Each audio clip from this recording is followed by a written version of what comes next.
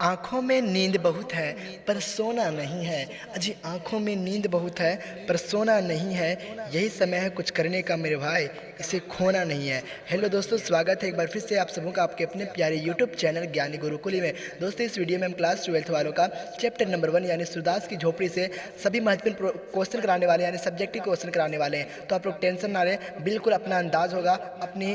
तो चलिए शुरू करते हैं। देखिए, आपका पहला सवाल है और पहला चैप्टर भी है। चैप्टर का नाम है सूरदास की झोपड़ी, जिनके लेखक का नाम है सूरदास। देखिए, आपका पहला सवाल है कि चूल्हा ठंडा किया होता तो दुश्मनों का कलेजा कैसे ठंडा होता। नायक राम के इस कथन में निहित भाव को स्पष्ट कीजिए।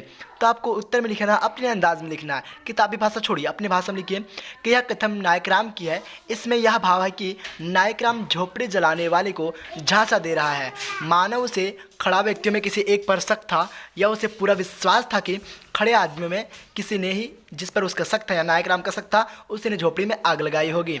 नायक राम के इस कथन से भैरव को डर हुआ, लेकिन जगधर ने अपने बेटे की कसम भी खा ली। इस प्रकार हम कह सकते हैं कि नायक राम यह कथन आग लगाने वाले अपराधी के लिए प्रयोग किया हुआ, यानी चूल्हा ठंडा किया होता तो दुश्मनों का कलेजा कैसे ठंडा होता। नायक राम की ने किस कथन में निहित भाव का स्पष्ट करना है, तो इस तरह आंसर आप लिख दीजिए। तो नायक राम ने इस कथन का भाव इसलिए प्रयोग किया क्योंकि झोपड़ी चलाने को झांसा दे रहा था। उसे पता था कि जो खड़े व्यक्ति में किसी एक ने झोपड़ी में आग लगाई जिस पर उसका शक था। ठीक है, तो हम कह सकते हैं कि नायक राम झोपड़ी जलाने वाले अपराधी के लिए यह शब्द का प्रयोग किया हुआ, यह जो है यह भाव का प्रयोग किया हुआ। ठीक है, इससे कथन का प्रयोग किया हुआ। चलिए अगला सवाल देखते हैं। सवाल नंबर दूसरा देखिए क्या है कि भैरव ने सूरदास की झोपड़ी में आग क्यों लगाई। ठीक है, यहाँ से हमें पता चल रहा है कि सूरदास की झोपड़ी में भैरव ने आग लगाई। ठीक है, तो चलिए उत्तर कर लेते हैं अपना अंदाज में और सबसे अलग अंदाज में। ठीक है, देखिए क्योंकि भैरव सूरदास को दोषी मानता था, उसे लगता था कि सूरदास के कारण ही पूरे मोहल्ले में उसकी बदनामी हुई थी। जब भैरव अपनी पत्नी सुभागी को मार रहा था तो सूरदास ने हस्तक्षेप करके सुभागी को भैरव से बचाया था।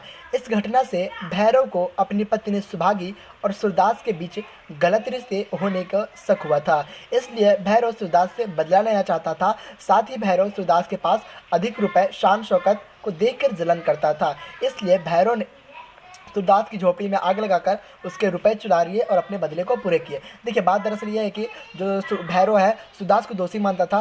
भैरव को लगता था कि पूरे मोहल्ले में जो ना सूरदास के कारण ही हमारे बदनामी हुई है। जब एक दिन भैरव अपनी पत्नी सुभागी को मार रहा था तो जो सूरदास है वो बचा लिया उन्हें जाकर। जब बचाया तो जो ना भैरव को सूरदास और सुभागी के बीच गलत रिश्ते होने का शक हुआ और इसी का बदला लेना चाहता था। साथ ही जो सूरदास थे वो एक अंधे भिखमंगे थे और भीख मांग कर 500 से अधिक रुपए जमा किए थे और यहाँ इसके शान शौकत को देखकर वह जलन करता था, इसलिए वह उनकी झोपड़ी में आग लगा दिया और अपने बदले को पूरे किया। तो आप इतनी आसान भाषा के एक बार पढ़ लीजिएगा, आपके दिमाग में फटाक से घुस जाएगा। चलिए नेक्स्ट सवाल देखते हैं। सवाल नंबर तीसरा है, यह फूस की राख न थी, उसकी अभिलाषाओं की राख थी।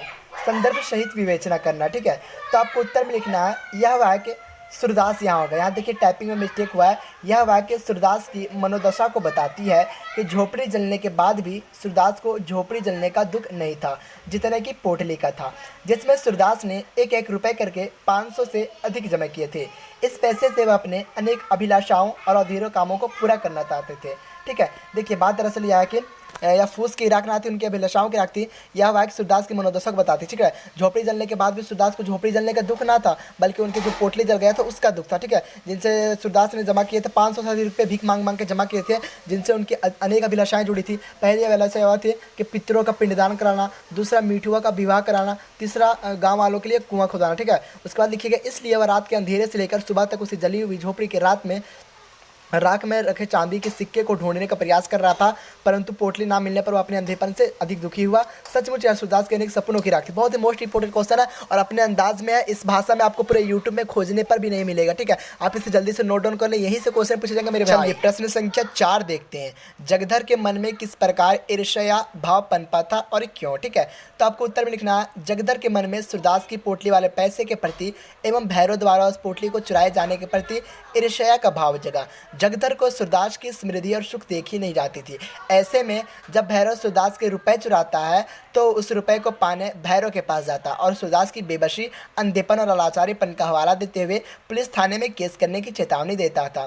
ठीक है, वह चाह रहा था कि यदि भैरव कुछ रुपए जगधर को दे दे तो वह मोहल्ले को, मतलब सूरदास के चुराए जाने के पैसे ना तो मोहल्ले वाले बताएगा ना तो सूरदास को बताएगा।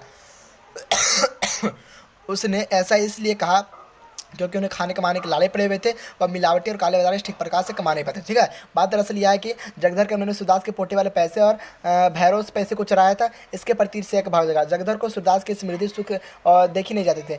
देखिए जगधर जो है ना, बहुत ही लालची किस्म का आदमी था। ठीक है, वह मिलावटी और काला बाजारी से ठीक प्रकार से कमा नहीं पाता। ठीक है, इसलिए वह जगधर के मन में सूरदास के रुपए के प्रति जो ना ईर्ष्या का भाव पनपा था। ठीक है, तो दोस्तों बहुत ही अच्छी क्वेश्चन और अच्छी लैंग्वेज में हम आपको बता रहे हैं। हमें मेहनत लगा इस तरह इतना लाजवाब को आंसर लिखने में। ठीक है, क्योंकि आंसर लिखना सबकी बस की बात नहीं होती, सबकी बस की बात होती तो होती है, लेकिन किताबी भाषा में सब लोग छाप देते हैं, लेकिन हम किताबी भाषा में बिल्कुल नहीं छापे। आपको अगर यकीन नहीं हुआ है तो आपके पास किताब होगा, आप देख सकते हो मिला के।